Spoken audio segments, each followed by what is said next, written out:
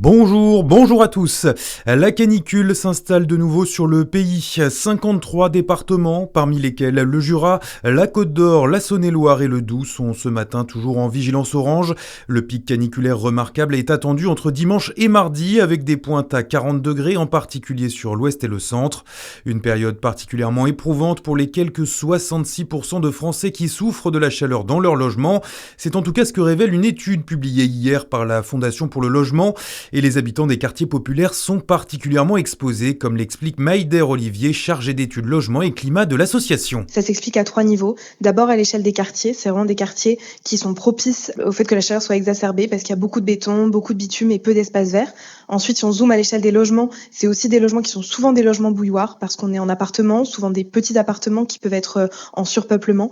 Et enfin, à l'échelle individuelle, les habitants des quartiers populaires sont par définition plus à risque pendant les fortes chaleurs parce que un risque d'état de santé moins bon, d'exercer des métiers à risque, de moins partir en vacances. Et tout ça, c'est vraiment un cocktail propice à la précarité énergétique d'été. La Fondation pour le logement qui appelle à la création d'un plan national pour équiper chaque logement de volets et de brasseurs d'air.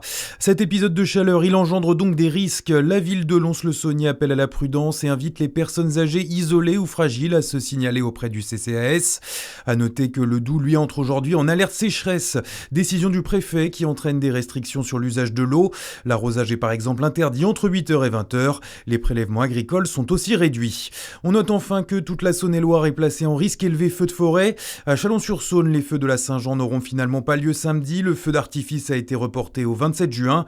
Des annulations aussi à Dijon où l'événement Fête du Sport passe à la trappe en raison de ces fortes chaleurs.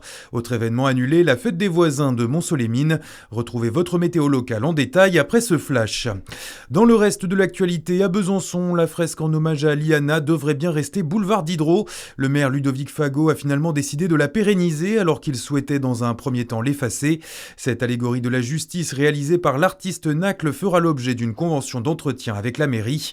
À noter que cette affaire a connu un nouveau développement hier soir avec les premiers résultats de l'autopsie. Elle confirme que la jeune collégienne a bien été victime d'un viol. Le profil biologique du principal suspect Jérôme Barella a également été détecté. C'est une annonce qui provoque la colère des maires de Franche-Comté. 10 agences Crédit Agricole fermeront prochainement leurs portes et notamment dans le Doubs. Certaines communes rurales impactées par cette décision dénoncent un abandon de la campagne par l'entreprise. Une pétition a même été lancée dans la commune de Pays de Clerval pour empêcher ces suppressions prévues pour septembre 2026. Et puis la Coupe du Monde de football continue. Le Brésil, tenu en échec par le Maroc lors de la première journée, joue la nuit prochaine contre Haïti.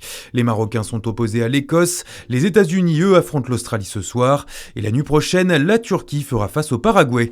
Bonne journée sur Fréquence Plus, la météo à suivre.